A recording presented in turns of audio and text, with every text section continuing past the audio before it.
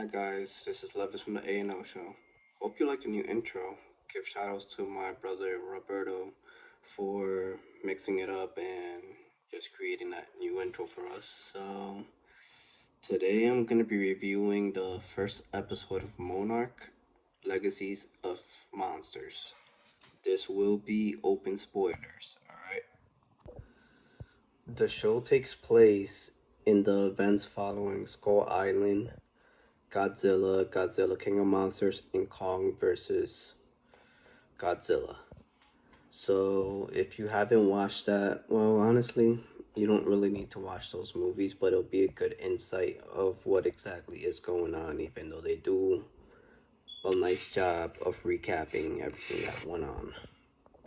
So we start off with a scientist at 1959 in the middle of an island, jungle, however you want to call it, running away from a so-called monster. Then it has a little headline that says Skull Island.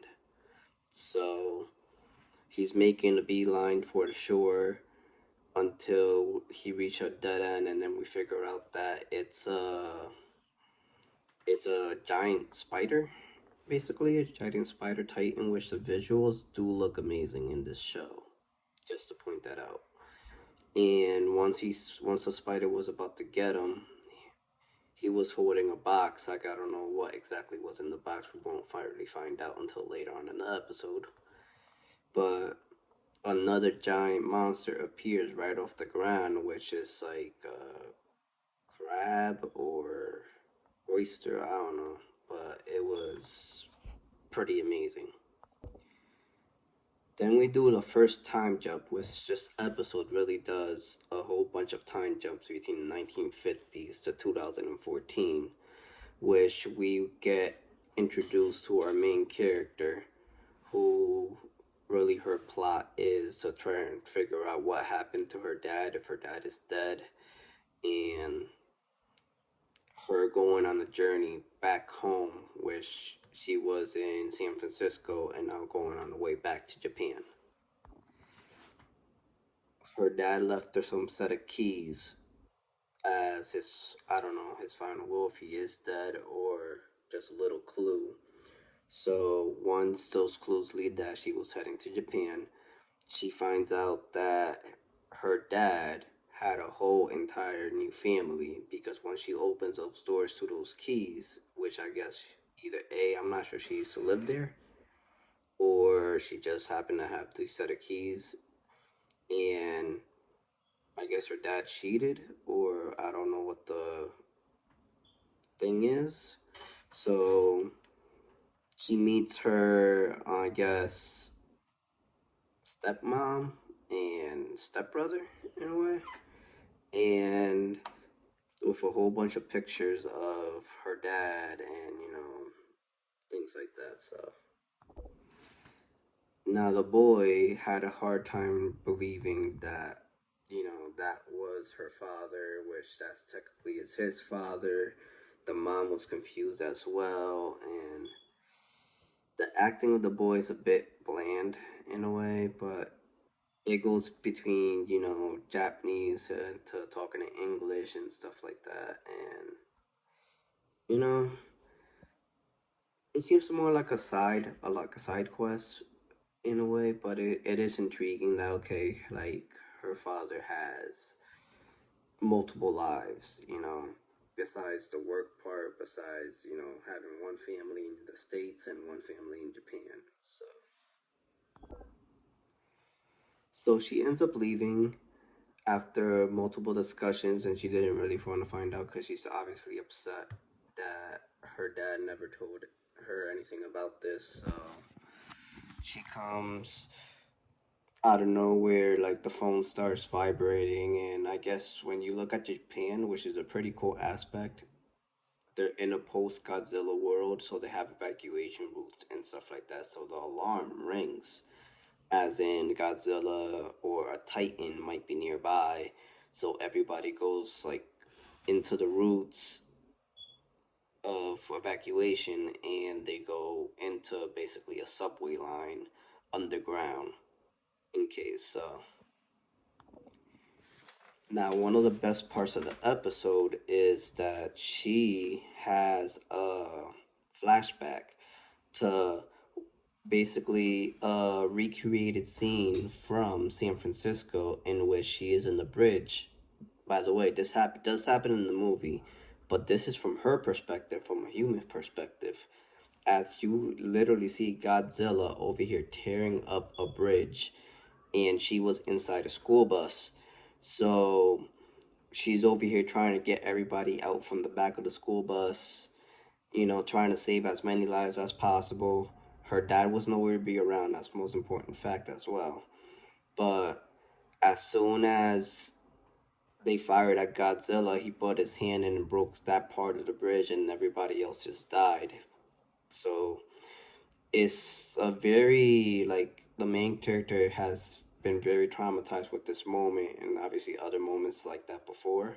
But you could really feel in the show, like, her trauma, because this was happening while they were underground in the subway, thinking that Godzilla was gonna come, and it just all went to her, you know.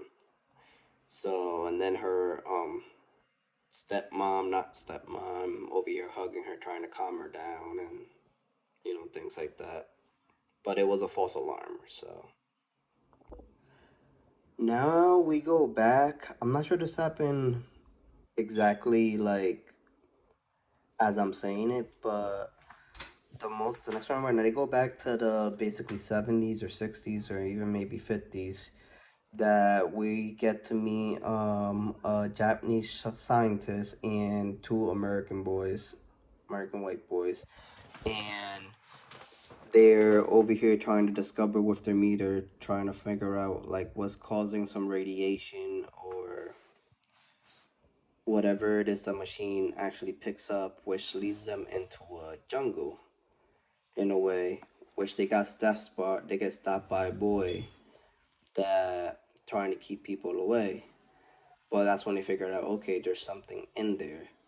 So get passed by the boy. The boy lets them through, and after the boy lets them through, they figured out like their scale started going like haywire, and after that they decided to put like some bombs because whatever it is was underground. So they put in some bombs, which was a pretty nice looking scene from a show. This seems like a freaking movie. The bombs just all blowing up at the same time. And then they figure out, yeah, there's something down there. So they went to go check that out. So it was kind of like in a cave slash, mostly like a cave in a way. Or like, I don't want to say laboratory or anything like that. But they happen to find out some eggs or, from Titans and whatever. There was like millions of them. So they went and were trying to find like a little sample or lack thereof so they could figure out like what exactly is in those eggs. In present, come lack thereof, like one of the weakest part of the episode is that she's still trying to find proof of what happened to her dad because the boy, her brother, I'm just gonna keep saying her brother now because her brother was like, well, he wasn't with us, and we thought he was with you. Whatever the case may be, nobody knows where her father was at the time. So they're all confused of like, oh, I need proof and see what actually happened to her father and what actually is happening around the world or whatever the case may be. And he's like, oh, I'm gonna go show you something, which is a little stereotypical thing of what normally happens to advance the plot. So he takes him to his old office, and in the office he's like, okay, what am I looking at? It's like, I seen all these pictures and blah blah blah, and just conveniently right under a map, which they have no idea what the map is about or whatever, there was a safe. And in the damn safe, there was a box, the mystery box that um, was introduced in the beginning, but it was encrypted, so they really couldn't get it out. So now comes a mini side quest, pretty much, of trying to figure out what's inside the box or the USB or whatever case it is of the box or stuff like that. So they introduce a character which happened to be a ex or pre-existing relationship with the brother who knows about tech and is a hacker.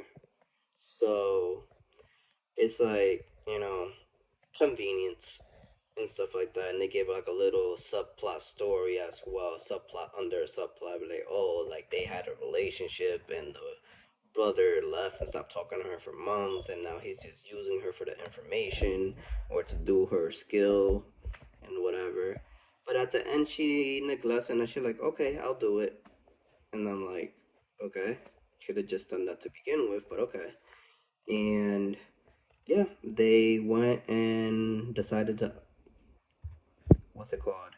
Decrypt, I guess, whatever the word is, the file itself. So in the file was a whole bunch of files from Monarch itself stating like, research on the Titans, on locations, on maps and whatever. And on that, she happened to stumble on her grandmother, which is a Japanese woman from the 1950s who found those eggs, and she was standing on a picture of, might have been Kong or Titan or Godzilla or whatever, um, on their footprint. And like, oh, that's my grandmother. What's she doing there with these people? Because she has a whereabouts of who these people are. I forgot to mention because in the bridge scene, she mentions that she has a hate for Monarch because instead of saving people, they were over there taking pictures and, letting things right out. So she has a hatred for those people and just figuring out that her grandmother was part of those, and then her father, obviously, since he had the box, is part of that organization too. So she's like, what the hell is going on?